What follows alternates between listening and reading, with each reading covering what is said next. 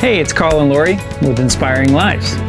And we're back for part 2 on our series of choosing a business if you want to be a business owner. We gave you the first top 5. We're going to give you the second top 5. Because a lot of people are asking, how can they get more control over their time and their income?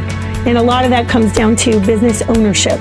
People want to start a business. Hundreds and thousands of people starting businesses today. We see happen a lot. I see a lot of mistakes.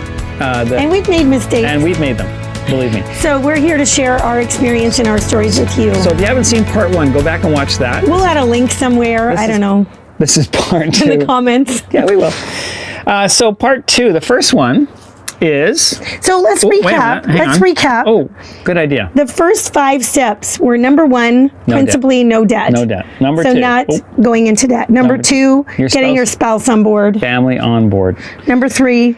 if you have if you have a job, keep your job. Start it part-time. Don't quit your job. Until you've at least replaced your income, preferably more. Number 4. Find a mentor who's already been there, already done that, and can prove it to you. And show you the way. Show you the way, absolutely. Preferably several people that can show you the way. Dozens would be better. Yeah. Mm-hmm. Number 5. Number 5? What do we got for number 5 there? Number 5 is a business plan. Right, business plan. If you don't like numbers, find someone who can help you actually map out a business plan before you spend too much time investing. Entrepreneurship is understanding numbers. It's a big part of it. Spreadsheets. And if you're not that person, get someone on board with you. We further expanded in our other video. Okay, so now we're moving on to our next 5. So we're going to start at number 6. Number 6. What is number 6? He can't read my writing. Number 6 is every business is based on identifying a need or a problem that people have. Of course. So even if you just sit down and make a list of all your needs and problems, and then you say, how can I help people with a product or a service that would help them meet that Fundamentally, need? what problem are you solving that the masses or a lot of people have? Years ago, I went to a workshop and this gal, I think her name was Faith Popcorn. I don't know. Yeah. But anyway, she said, if you want to start a business, you start interviewing people and say, what is your problem? What need do you have that is not being fulfilled? What would you change about your life? And I think that's a great way to start. Yeah. So you need to know if there is a market for what you're going to do in a business. Which brings us to number 7, which is market research. Do some. You got to do more than some. So Talk to a lot of people. Imagine this. You're going on the show Shark Tank and you're introducing whatever business that you want to launch. And the one question comes up saying, okay, who are your competitors? How do you compare to them? Yeah. You want to know that, and you want to know the answers. And you want to, and there probably is more than one competitor out there. There's probably multitude, and you want to know how you compete with them, how you compare both on price point, quality, and So the 3 ways you can compete, just if you're looking at marketing, we just cut each. I know it's okay. Keep on. Okay. So there's 3 ways that you can compete in a business. So when you're talking about a business, there is price, so you can undercut another competition in price. There's quality. There's quality, so you can produce a better quality product or a better service. And number 3 is service. So that's customer service. I would say performance, as in how does the product perform compared to others? No, it's still service. Okay, it's just service. Customer service. But I'd add performance. Or servicing the customer, he's going to add performance of the product. If it's a product or service, how can you out-service your competition? And you want to keep in mind the quality to price ratio. You see, people are willing to pay for quality, but they're not often willing to pay twice the price for quality. They'll pay a little bit more. They'll pay a little bit more, but not much more. So that's a really good understanding. You have to be competitive. Okay. And when you're looking at the quality, price, and how you compete, we wanted something that kind of hit all those areas. That's ideal, but you need to know where you're hitting the marketplace. Absolutely. Is it just price? And number 8? Recession proof. What we really want to focus on there is long-term liability. Viability. Not liability. liability. The opposite. No, you want viability, long-term viability. And here's the thing. When the next recession hits, and it is a matter of when, there's always going to be another recession. When it happens, is your business going to actually thrive during that time period? Will it actually grow and expand? Or will you get caught up or be a victim of the recession? really want to be clear on that, how your business is going to perform in the long term. And what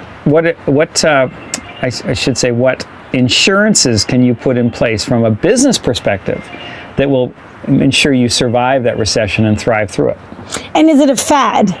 I'm laughing because there's an alarm going off. We have to go pick up our kids from school. We don't know if you hear that or not. Doesn't matter. So we're just going to keep recording.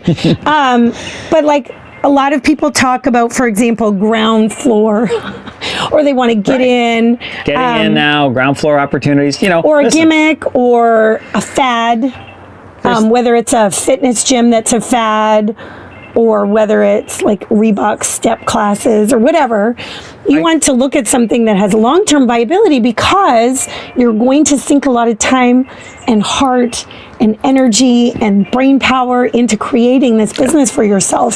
So you want to look at long-term viability. The most successful business owners and business mentors I know don't get caught up in the fads. They don't look at the startups as much. They focus unless you're just getting in to get out. Well, that's not really a business. That's just more of a one-shot opportunity. But money grab. But they look at long-term over viability. Above anything else, and they've never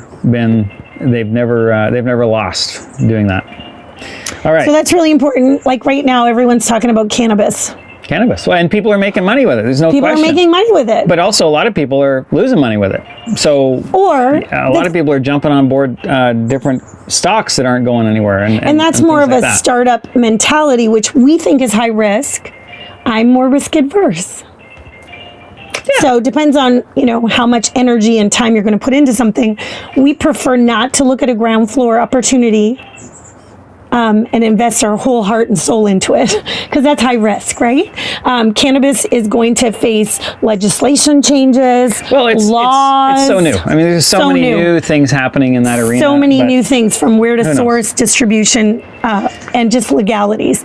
Okay, and number 9 is a big one, and that is the difference between becoming a business owner or just self-employed. So some examples of most people who are self-employed but relate to it like business ownership, which is totally fine. We just want to talk about the differences in our interpretation of that. So self-employed, doctors can be self-employed. Yep. Chiropractors, your dad. Therapists, chiropractors. My father was a chiropractor for many, many years. They're all self-employed. Now, here's the difference between that and a business owner. The question is personal trainers, dentists. Hundreds of different options. Self-employed. When you remove yourself from the business, let's say you still make money? You go for 4 months somewhere. Is it still operating? 4 days. I say 4 months to be extreme, but is it still operating? Is it still growing? Is it still thriving? Does it still exist? That's the key. If it doesn't, you're an employee of your own company. So you can take some of those and create a clinic. Mm-hmm. So there's still clinics. People create massage clinic or a chiropractic clinic. There's lots of clinics where the owners of the clinics are also chiropractors, but or realtors. Realtors can start a firm, own their own office, and own their own mortgage broker firm. You have your own agency, so that would be more a business. But it's important to understand the difference and what it is that you're looking to do. Some people want a business, but they don't want to manage staff, right? Or there's all sorts of other complications that come into replacing yourself. So you want to be clear on all of that. But I guess the real question: what's the end game there? If you want to replace yourself, what's the path to do that?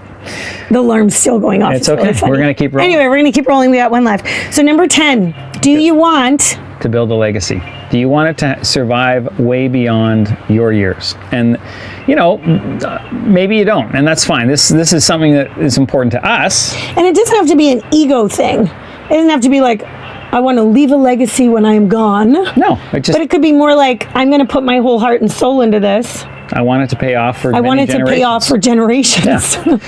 And so, for us, we want it to pay off for our children and our grandchildren, et cetera, et cetera. So like whether it's a Walmart or it's what are some other business? Well, any large, conglomerates, obviously the Walton family created a huge legacy with Walmart. But really, it doesn't have to be that huge. It doesn't. The question is, can it survive without you? Will there be a successor along the way? We were just talking earlier about John Maxwell and how he's working in, a successor to his business. 70 He's already, something. Yes. I mean, the guy's not going to last forever. He's a brilliant, brilliant trainer, and we love listening to his podcast. But obviously, he's not going to last forever, so he's got a successor coming into the company that's going to continue That's on. representing him in meetings as though he is the organization and he's the head of the organization. So really building that legacy And out. furthering for what that he's culture caused. that he's created. And his cause and his passion. Yeah. So we hope this So has there been you go. helpful. There's our second top 5 to make our top 10 list. And now we have to go pick up the kids. Hopefully you didn't hear that alarm because it went on most of the second half of this video. So we'll catch you in the next video, and Thanks thanks for for listening.